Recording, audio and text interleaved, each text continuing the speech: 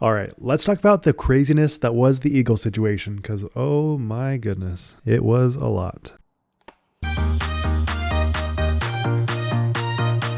But before we dive into that, let's talk about something a little bit more jovial. Let's talk about the highlights of round 2, because there was a lot of crazy cool things that happened, not just sad things. So first off, Calvin was destroying the entire course. I have never seen him really this confident, and I think having that monkey off his back really gave him the stroke and putter to know that he doesn't have to go short, go kind of timid with his putt. He can kind of just YOLO it, and he has that consistent, powerful putter that can get him 40, 45, even 50 feet putts like it's nothing. And I really like to see that confidence coming from Calvin, because we have been missing that for so long. And it really makes me wonder, if Calvin had that confidence in 2021 Worlds, would he have won? I kind of think so. But something crazy here is that Calvin was just one of many that destroyed the course today. The next name is somebody you probably don't think about all that much, and that is Cole Redolin.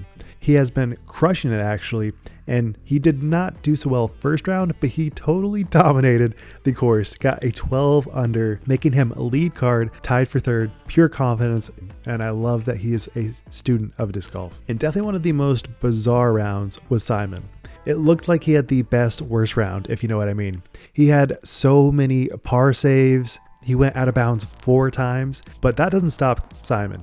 He still finished with 6 under, just 2 strokes back of the lead, and he had some ridiculous putts that I think he didn't even think was going to go in. And I'm really excited to see what comes from final round from Simon. And to go along with this weirdness, Simon had a 67% Circle 1 percentage and a 50% Circle 2 percentage. But who else but Simon to almost match your Circle 1 and Circle 2 percentages?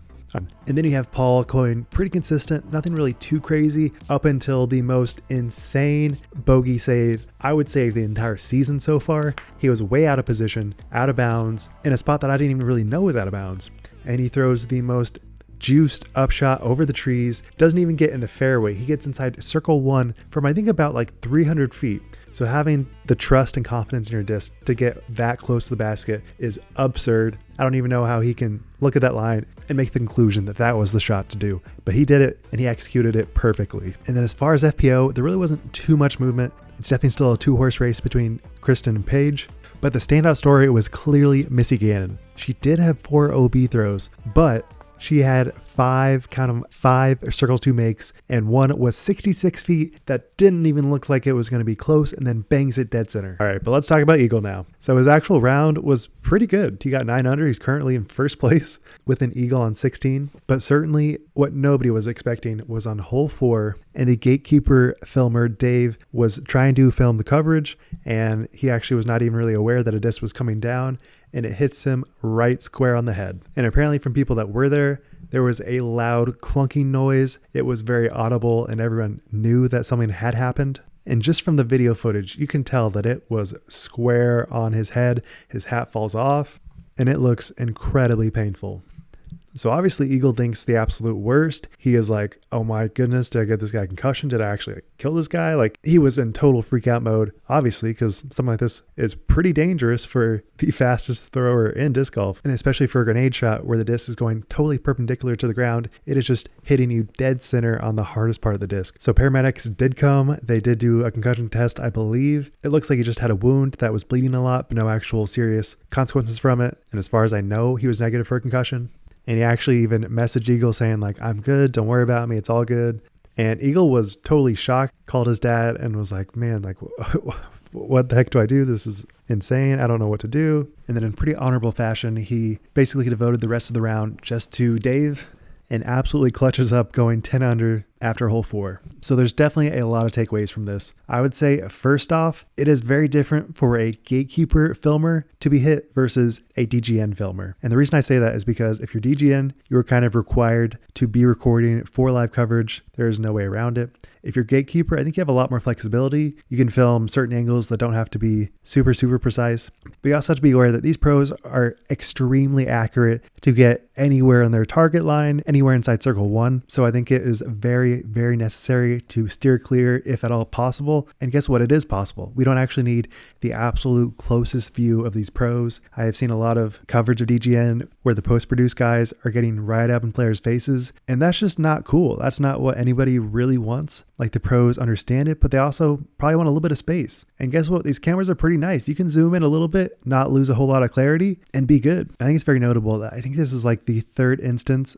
of somebody being hit by a disc. First was at LVC with the rangefinder guy. Second was at Memorial where Gannon hit. I think it was somebody just walking along the park, or maybe it was a spectator, I'm not fully sure. And then third is here.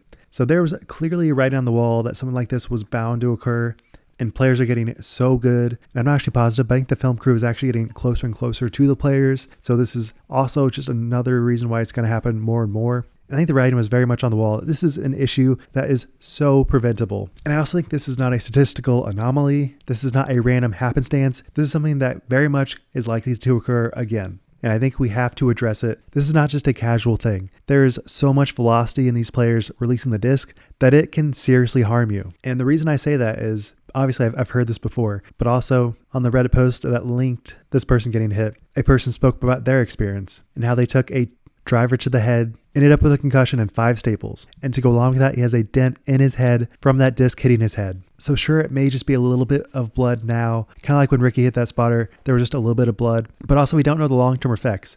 There could have been concussion symptoms. There could have been something happening in the brain that is not immediately apparent. There are a lot of things that could potentially go wrong when you have a hard object going fast at your head, obviously. So I really, really think that we have to take this more seriously because it is just not worth it, and it's dumb. Most of these shots don't even get used. And if they do, it's like 4 or 5 seconds. It is not worth recording all that in the hazard zone. There are so many other places to film where you are not in anybody's way. I think it's pretty evident that no filmer should be going through all of this potential concussions just for a disc golf shot. It is not worth it. And speaking from experience as somebody that has had a concussion, there are so many things that you really don't think about until it happens. It is a huge drag on your existence. And I really, really hope that the Disc Golf Pro Tour takes this more seriously. Make sure that this is not a concern for their film crew, for any other post-produced film crew. And it's just a matter of time before something like this happens again, because there's just far too many people in harm's way. So we really need to address this. But also on a much lighter note, it did remind me of the Wild Wild West scene where they had the deadly disc going at the guys' necks. Definitely hyperbolic to say that this is a comparison to disc golf, but it is kind of the most extreme way to represent the point that disc golf can be dangerous if it hits you. So we really have to try hard to make sure it is not getting anywhere close to a fan, spectator, crew, player, anybody. And I'm sure there's tons of people out there that have gotten hit by a disc from 60 or 70 feet, and even that hurts a lot. And that is a low velocity disc as well. So we really need to take these concerns more seriously. But that's my thoughts. What do you guys think? I'd love to hear it. Make sure to subscribe. Wild Runs, signing out. Peace.